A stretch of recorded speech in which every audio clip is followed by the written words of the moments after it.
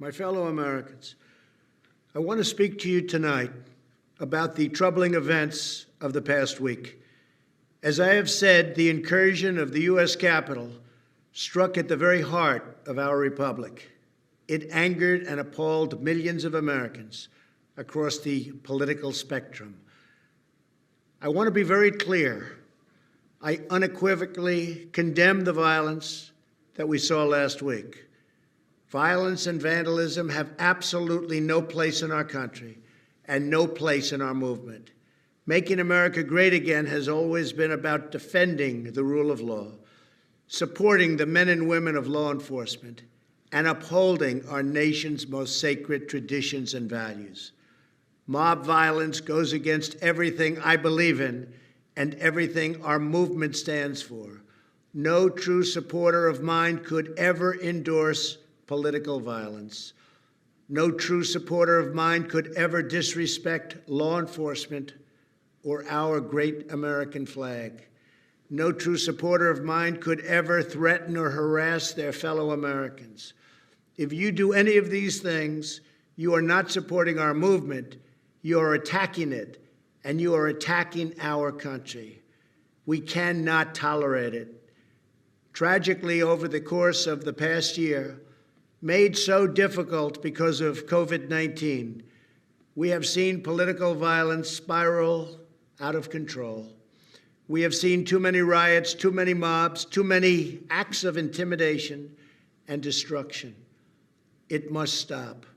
Whether you are on the right or on the left, a Democrat or a Republican, there is never a justification for violence. No excuses, no exceptions. America is a nation of laws.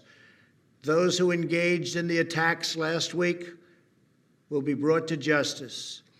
Now I am asking everyone who has ever believed in our agenda to be thinking of ways to ease tensions, calm tempers, and help to promote peace in our country. There has been reporting that additional demonstrations are being planned in the coming days, both here in Washington and across the country. I have been briefed by the U.S. Secret Service on the potential threats. Every American deserves to have their voice heard in a respectful and peaceful way. That is your First Amendment right.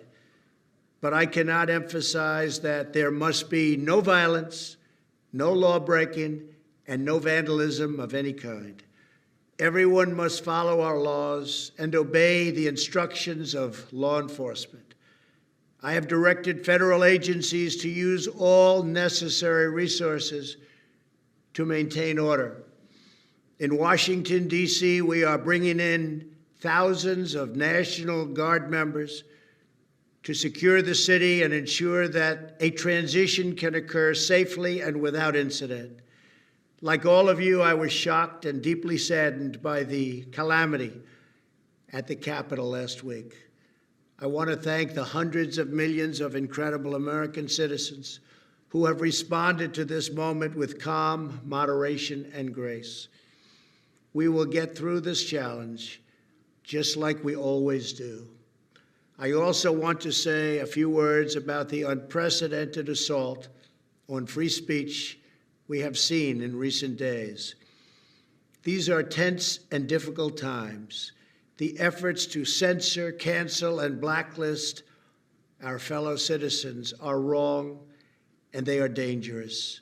What is needed now is for us to listen to one another, not to silence one another. All of us can choose by our actions to rise above the rancor and find common ground and shared purpose. We must focus on advancing the interests of the whole nation, delivering the miracle vaccines, defeating the pandemic, rebuilding the economy, protecting our national security, and upholding the rule of law. Today, I am calling on all Americans to overcome the passions of the moment and join together as one American people. let us choose to move forward united for the good of our families, our communities, and our country. Thank you, God bless you, and God bless America.